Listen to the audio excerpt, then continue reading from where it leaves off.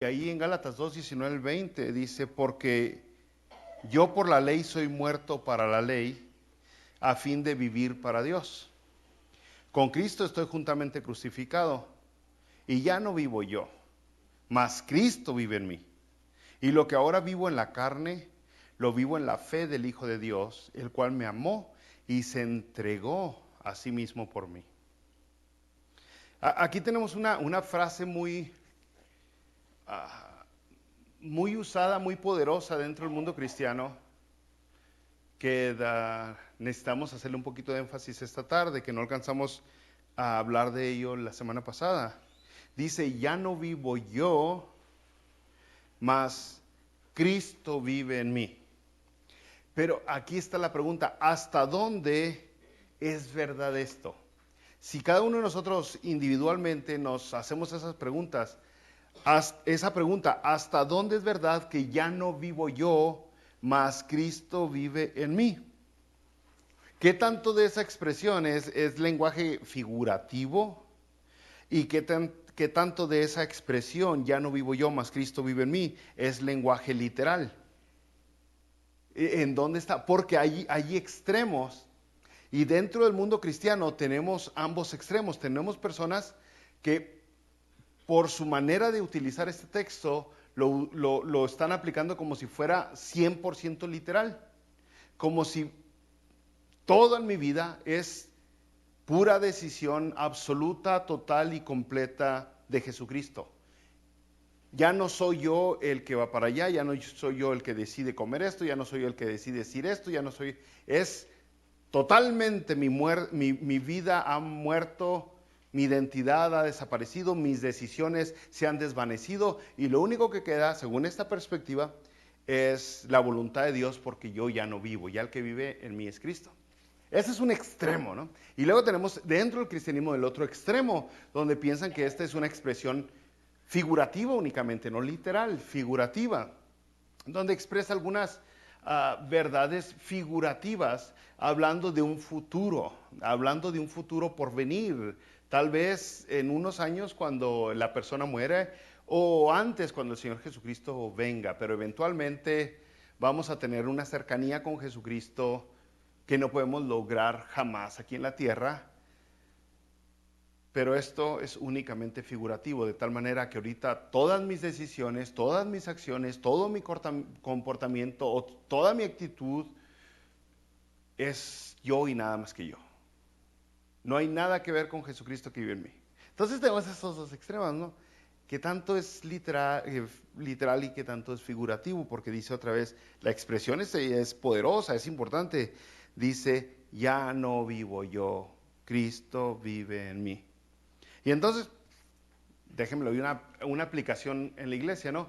Entonces, algunas personas que se reúnen en alguna ceremonia, perdón, algún servicio religioso, algún domingo, dicen, ya tanto es que vive Cristo en mí, que me hace hablar en otros idiomas o en otras lenguas, que yo no tengo control sobre mi boca, no tengo control sobre mis pensamientos.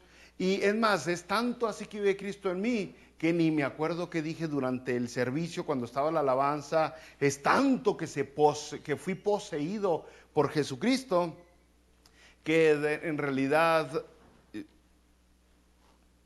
no recuerdo nada. No recuerdo nada. Pero salen de ese lugar y ya ahora sí, ya Jesucristo ya no vive en ellos, ahora es alguien más quien vive en ellos. Ya se acabó el ya no vivo yo, más Cristo vive en mí, porque eso sucedió solamente mientras estaba la música bien buena, pero dejó de suceder cuando se acabó la música. Y entonces vamos a masticar esa expresión porque se me hace que es importante. Primero, para entender la expresión, ya no vivo yo, mas Cristo vive en mí, y lo que ahora lo vivo en la carne, lo vivo, y usted sabe todo lo que viene. Primero hay que entender el contexto. El contexto, si usted recordará, de ya no vivo yo, mas Cristo vive en mí, viene de que Pablo acaba de decir, para la ley ya estoy muerto. Estamos en el apogeo de la defensa del evangelio, que no se logra la salvación, no se logra la bendición por mérito, no se logra la bendición de Dios por actos religiosos, no se logra la salvación por sacrificarse uno o nada similar, no por obras. Dice, para la ley estoy muerto, Pablo acaba de decir. Ya la ley, lo que quiere decir eso, es que ya la ley no tiene autoridad sobre mí. Ya la ley, ¿y de qué ley estamos hablando? Pues si hablamos exclusivamente de este texto, está hablando la ley ceremonial, la ley rabínica, la ley del Pentateuco, el circuncidarse, el no comer cerdo, el vestirse de cierta manera, el no usar ciertas telas, el no mezclar ciertos alimentos, el no beber ciertas comidas, y sigue, y sigue, y sigue, sigue, incluso el no juntarse con los gentiles es parte de la ley que estos le extendieron, ¿no? Entonces, dice Pablo, yo para esa ley ya estoy muerto, lo que quiere decir que esa ley ya no tiene autoridad sobre mí, ya no tiene poder para mí. ¿Por qué? Porque la muerte de Jesús es como si fuera la misma muerte mía. Cuando Jesús murió es como si hubiera muerto, dice Pablo. En Romanos capítulo 6, versículo 4, dice, porque somos sepultados juntamente con Él, con Cristo, para su muerte por el bautismo. Entonces aquí está hablando no del bautismo en una forma superficial, pero le está dando simbolismo a lo que hacemos en el bautismo nosotros. Dice, somos sepultados juntamente con Él para muerte en el bautismo. Eso es lo que representa el bautismo, cuando somos sumergidos en el agua, a fin de que como Cristo resucitó de los muertos por la gloria del Padre, así también nosotros tenemos en nueva vida, en vida nueva. Y aquí están las dos cosas, morí con Él, pero también con Él tengo que resucitar. Y ahí es donde se termina la expresión, ya estoy muerto para la ley, pero ya no vivo yo, más Cristo vive en mí. Esa es la paradoja que todo mundo, todo mundo o todas las personas que nos salimos del contexto nos podemos confundir, nos podemos perder, ¿no? Porque es necesaria la muerte para poder tener la vida nueva. De eso está hablando, ¿no? Romanos 6:7 dice, porque el que ha muerto ha sido justificado del pecado. Y el que ha muerto ha sido justificado del pecado. Se necesitaba morir, es necesario. Entonces está diciendo, yo ya morí para la muerte, ya no vivo yo. Esa parte ya, quedé justificado. No hay nada de que ahora tienes que pagar porque mentiste, tienes que pagar porque alguna vez robaste o porque una vez hiciste esta rebeldía delante de Dios, porque Jesucristo ya pagó por eso y ya la muerte, la ley, el pago de la muerte, que es el pago del pecado que es la muerte, ya no tiene sobre mí. Entonces es el contexto. Pero, aquí está el asunto. Ya, aquí es donde es importante extendernos bien. Ya no nomás la ley no tiene poder para nosotros, no tiene autoridad sobre nosotros, pero el pecado no tiene el poder que tenía sobre nosotros. A eso es a lo que se completa el verso que está diciendo aquí. El pecado ya no tiene ese atractivo que tenía antes sobre nosotros cuando venimos a Jesucristo. Por eso, otra vez volviendo a la cita de Gálatas 2:20, y ya no vivo yo, mas vive Cristo en mí. Y lo que ahora vivo en la carne, y la carne se está refiriendo a este cuerpo físico y a todo lo que este mundo material lleva, dice, lo que ahora vivo en la carne, lo vivo en la fe del Hijo de Dios. Entonces, no solamente estás muerto para las consecuencias del pecado, pero estás muerto para la atracción que tiene el pecado. Muerto, ya no eres el debilucho con respecto a la tentación o a las luchas, a las pruebas que eras antes de venir a Jesucristo. Romanos capítulo 6, versículo 11. Así también vosotros, considerados muertos al pecado, ya no es muertos a la ley, ahora dice considerados muertos al pecado, pero vivos para Dios en Cristo Jesús, Señor nuestro. Y entonces esa es la expresión de ya no vivo yo, más Cristo vive en mí. Es no solamente que ya el pecado no te puede reclamar que le pagues, pero el pecado ya no tiene el atractivo sobre ti que tenía antes, ya no tiene esa fuerza poderosa. Y pues para quien es diferente, para cada una de las personas es diferente cómo se expresa el pecado, ¿no? El mundo, al mundo corrupto en el que vivimos, que ha entrado a nuestro ser, a nuestros pensamientos.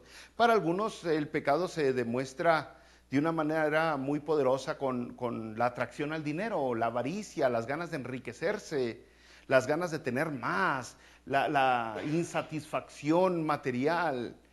Para otros se expresa el pecado con la vanidad, con las ganas de aparentar ser hermoso y ser bonito y tener un atractivo, un apelativo físico constantemente y que le pongas valor a aquellas personas que sean bonitas físicamente y de tal manera que te des cuenta o no, ignoras o haces a un lado a aquellos que son medio feitos, porque tu debilidad en el pecado es la vanidad.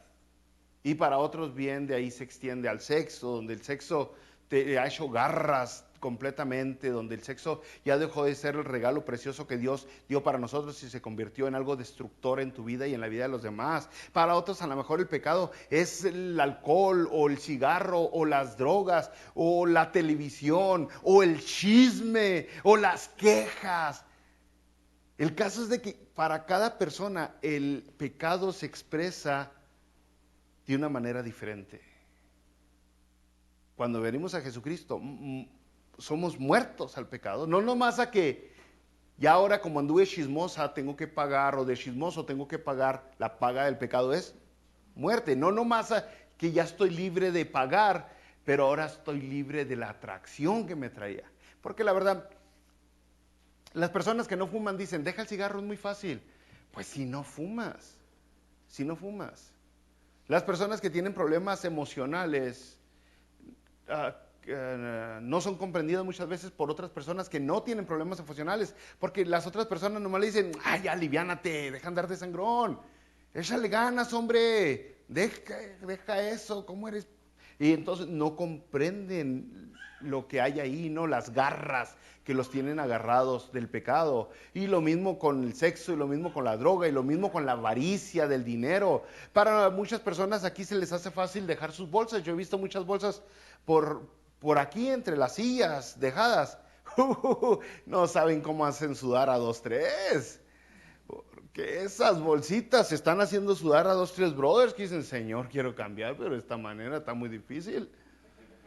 Y luego de repente viene alguna hermanita, oiga, ¿no ha visto mi celular? Se me perdió el celular. Lo dejó ahí, o sea, ¿qué cree que venimos aquí puros santos, puros como el hermano Rubén o Talí? No, viene gente tremenda también. Entonces necesitamos entender, ahí mismo es donde vienen, hay personas que se pueden vestir mujeres con un cuerpo muy atractivo y se pueden vestir sí, exactamente, muy seductoras, iba a decir. Y el caso es que para unos hombres dicen, no, ni nada. Pero para otros que tienen ese problema, no, hombre, les traen babeando la banqueta. Y el caso es esas fuerzas, ¿no? Ese poder que tiene el pecado, una cerveza, para cada quien es diferente. Lo que está diciendo, una vez que vienes a Jesucristo, vas a obtener un poder, porque ya no vives tú, ahora Cristo vive en ti. Y vamos a hablar un poquito más cómo es eso, cómo puedo quitarle el poder de atracción tan poderoso al pecado. Y no quiere, usted sabe, a mí no me gusta andar con esas cosas fantochas religiosas que nomás le hablan cosas imaginativas o alusivas o cosas fantasiosas, haciéndole a usted creer, sí es cierto, sí es cierto. No, hay que ser prácticos, hay que ser sinceros. Cuando dice la Biblia, ya no vivo yo, mas Cristo vive en mí, son dos cosas. Una es de que ya no hay consecuencia al pecado y otra es que ya no hay el atractivo que había antes al pecado. Tan solo a vengarse, a cobrárselas. Antes el que se la hacía, chiquitito. Lo bueno que no me conociste antes, dicen 2, 3 cristianos. Porque esas ganas de desquitarse cuando uno no era cristiano era muy poderoso. Pero bueno, ¿cómo le quitamos el poder a la atracción tan fuerte que tiene el pecado. Bueno, Filipenses 2, versículo 13 dice, porque Dios, no es porque la religión, no es porque la iglesia hermosa, no es porque el pastor Herminio, no es porque los maestros de las clases bíblicas, no, dice Dios es el que en vosotros produce así el querer como el hacer por su buena voluntad. Hay que entender eso. Todo inicia con Dios. Todo inicia con Dios. ¿Quién es el que te da fuerza de voluntad? ¿Quién es el que te da buenos deseos, ganas de hacer algo bien? Es Dios. Otra vez, Filipenses 2:13.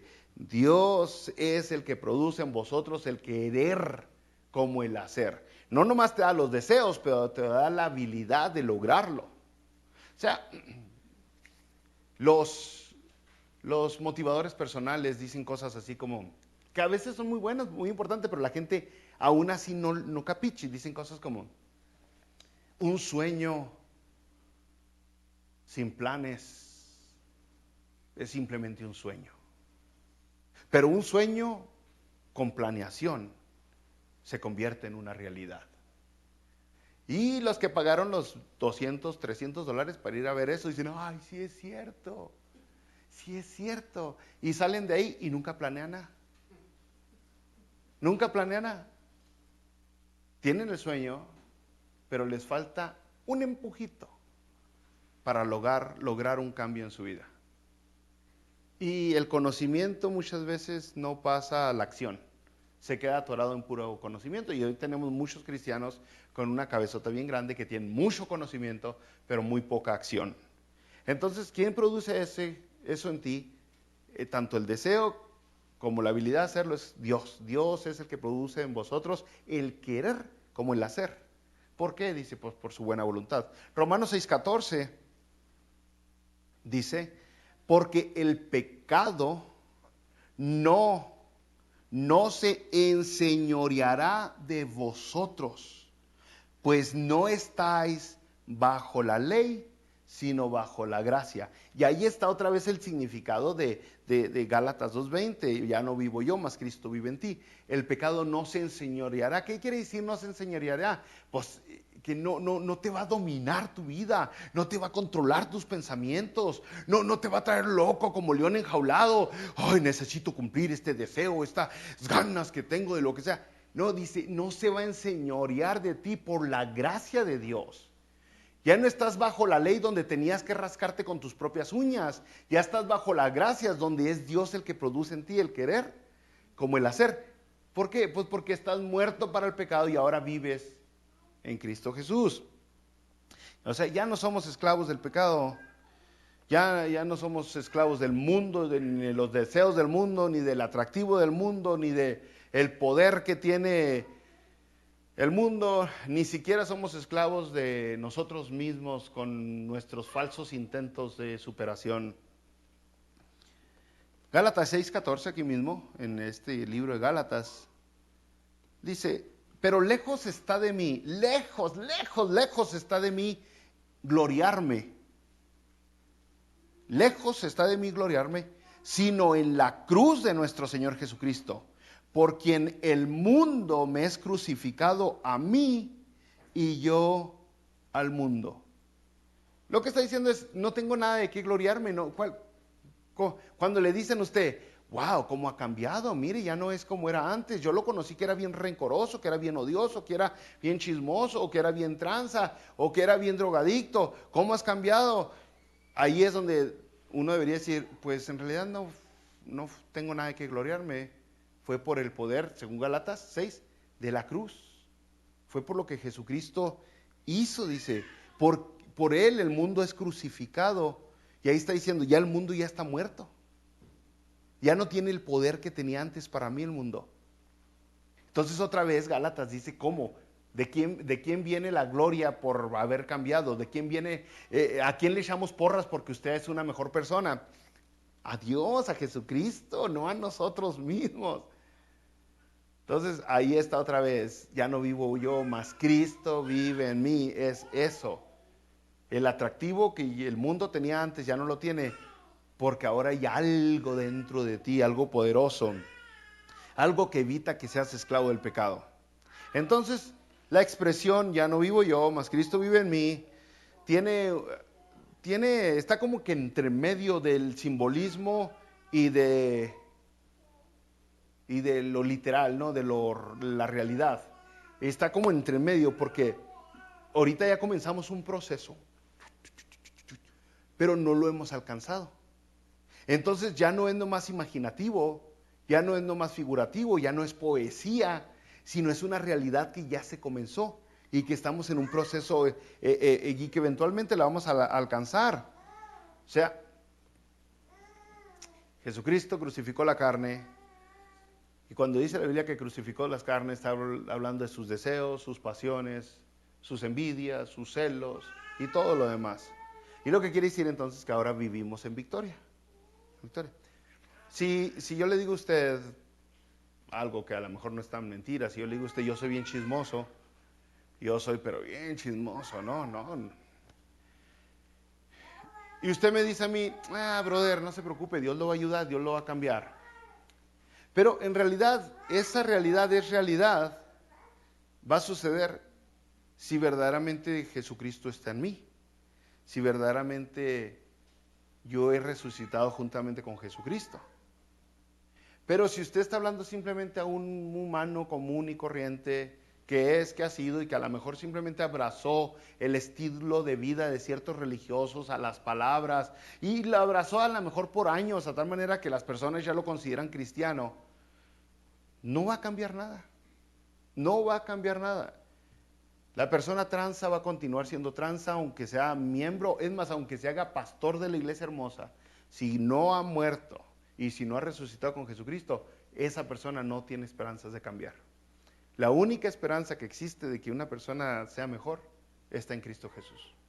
No están los medios, ni religiosos, ni, ¿cómo se llama cuando alguien es bien dadivoso? Ni caritativos, ni ningún tipo de acto por ese estilo, ¿no?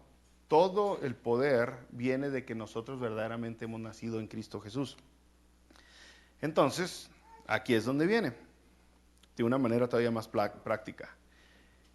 El poder que viene está porque ya no vivo yo, más Cristo vive en mí. Entonces, nos llenamos de Cristo y no del mundo. Fíjese la diferencia. Si yo le digo, Cristo vive en mí, pero mis sueños simplemente son tener el televisor más grande y la troca más grande y la casa más grande y las vacaciones más grandes y los pantalones más caros y ser un youtuber. Usted se da cuenta por mis conversaciones que el que vive en mí es el mundo, por mis deseos, por mis anhelos. Si usted se da cuenta de mis pláticas que, nomás estoy soñando con el retiro, o nomás estoy soñando con el cheque que me va a llegar, se da cuenta verdaderamente que vive en mí. Pero con unas conversaciones, muchas veces nos damos cuenta también, si el mundo vive en mí, no nomás en una manera avariciosa o materialista, pero incluso en una manera religiosa. Porque las personas dicen, como se le lleva hablando de la iglesia y ya está bien con Dios. Pero no, porque muchas veces cuando hablamos de la iglesia estamos hablando de lo que nos gusta de la iglesia, es el lugar privilegiado que nos ha dado la iglesia. O el sentimiento de que pertenezco a algún lugar que me ha dado la iglesia. O el reconocimiento que obtengo con la iglesia. Y muchas veces el religioso usa la iglesia nomás porque obtuvo algo ahí en la iglesia, algo terrenal, mundano, que no obtuvo allá afuera. Y muchas veces, si no es dinero y si no es placer, es vanagloria. Es alimentar el orgullo. Entonces muchas veces por eso cuando escuchamos hablar de alguien de la iglesia hay que ver de qué está hablando. Por eso muchos de los cantos hoy que se cantan en las iglesias hay que poner mucha atención, porque un número grande de esos cantos están centrados en el individuo. Y yo puedo, y yo voy a vencer, y yo me merezco, y yo soy, y nosotros somos, y yo. No están dándole honra y gloria a Dios, están más bien enfocados en el yo, en el yo, y en el yo, y en el yo. y no en Dios, en Dios, en Dios, en Dios. Y ahorita la hermana Luli, cuando estábamos aquí, mencionó que los ángeles cantaban santo, santo, santo. No estaban cantando yo soy santo, yo soy santo, yo soy santo. O yo me merezco, yo me merezco, yo me merezco. Estaban cantando santo, santo, santo. O sea, siempre es el centro de atención en una vida espiritual es Dios, no es el individuo. Entonces, nos podríamos llenar del mundo aquí, ¿no?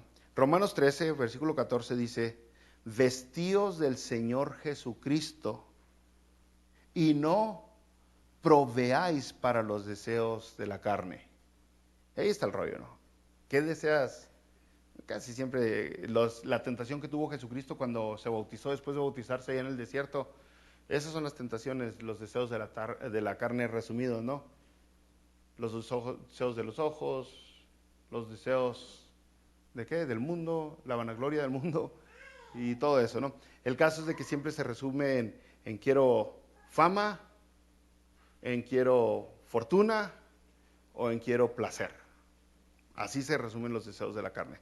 Y dice aquí, no te vistas de eso porque la vas a regar, vas a acabar mal. Vístete de Jesucristo. Colosenses 3:10 dice, revestíos del nuevo hombre, de la nueva persona, pues ya has vivido en Jesucristo, el cual conforme a la imagen del que lo creó se va renovando hasta el conocimiento pleno. Y ahí está, ahí en Colosenses nos habla bien claro de eso, que nacimos pero estamos en crecimiento. Ya no vivo yo, más Cristo vive en mí, pero estás creciendo. Y dice otra vez, vístete del nuevo hombre, el cual conforme a la imagen del que lo creó, que es Dios, se va renovando hasta el conocimiento pleno. Hasta que llegues, estás en un proceso. Por eso, a un cristiano, y lo conocemos a lo mejor de una manera muy personal por algunos años, y luego lo dejamos de ver, y lo volvemos a ver unos años después, y lo tenemos que ver mejor que como lo dejamos. Así es la vida del cristiano. No es un día perdido, no es un día en vano, es cada día, cada momento, cada semana, cada mes, cada año es para hacerme mejor persona. Es un proceso de mejoría. Por eso está bien tremendo aquellos cristianos que se han quedado estancados, ¿no? Y pasa el tiempo y dice usted, oh, este brother está igual o peor que antes.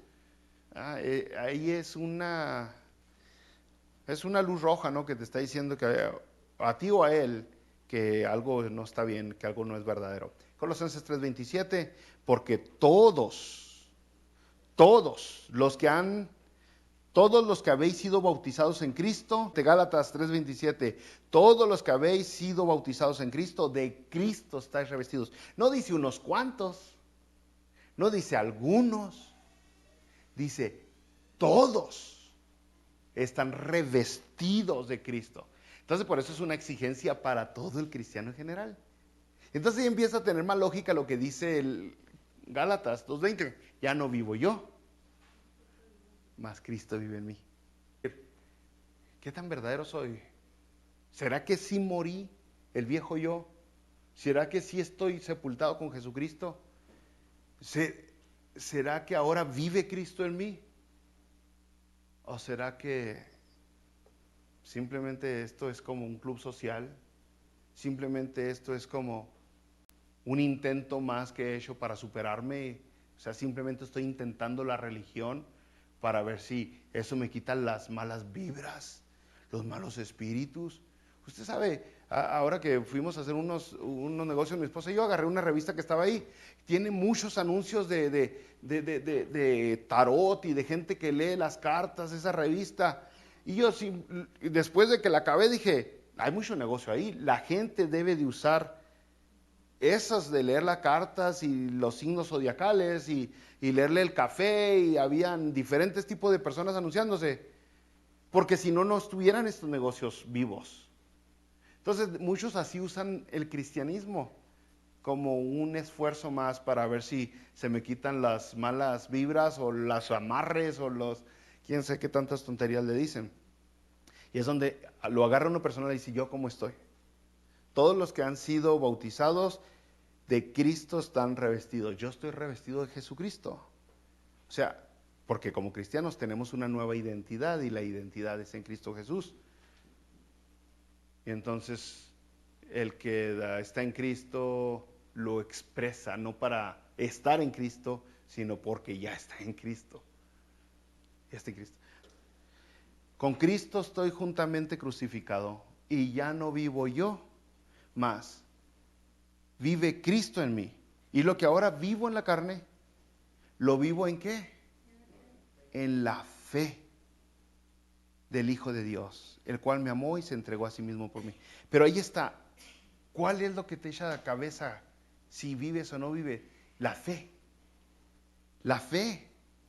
la confianza, la dependencia, no en la religión, no, en Cristo Jesús, que dice, fue el que me amó y fue el que se entregó por mí. Y la fe se expresa en actos de obediencia. La fe sale hasta por los poros. Y las personas, por años, desde México, yo escuchaba a las personas decir, este brother vive de fe o por fe, ¿cómo decían? Por fe. Pero muchas de esas personas que identificaban como las personas que vivían por fe, eran aquellos que no querían trabajar y nomás querían ir de iglesia en iglesia recogiendo billete. Muchos se habían hecho unos holgazanes vividores de la religión.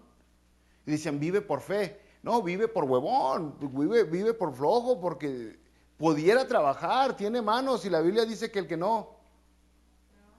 no trabaje, que no coma. Entonces, fe no es dejar de trabajar.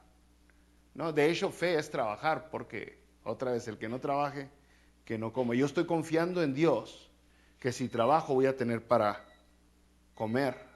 Entonces, fe no es decir, me voy a divorciar de mi esposa porque me es piedra de tropiezo. No, eso es otra cosa, no es fe. Fe es obedecer a Dios, aunque sea difícil. Fe es hacer lo correcto, aunque los demás no lo hagan. Fe es elegir estar aquí en lugar de estar viendo el Netflix o la película nueva que salió. Porque la verdad, la gran mayoría, y si no es que todos, es más, me voy a atrever a decir que el 90 y tantos % de los que estamos aquí, quisiéramos estar sentaditos con un panecito y un café o algo así en la casa. Pero lo que nos trajo aquí fue la confianza que tenemos en Dios, porque Él fue el que nos dijo que nos debemos de congregar. Y esa es una expresión de fe. Entonces, ¿cómo sabe usted si ya no vivo yo, más Cristo vive en mí? Por la expresión de fe. La fe es la que sale por los poros. La fe es la que le echa de cabeza. La fe es la que dice si usted es o si no es. Y que nos demos cuenta que los demás son o no son, es muy fácil. Lo difícil es darnos cuenta si nosotros somos o no somos.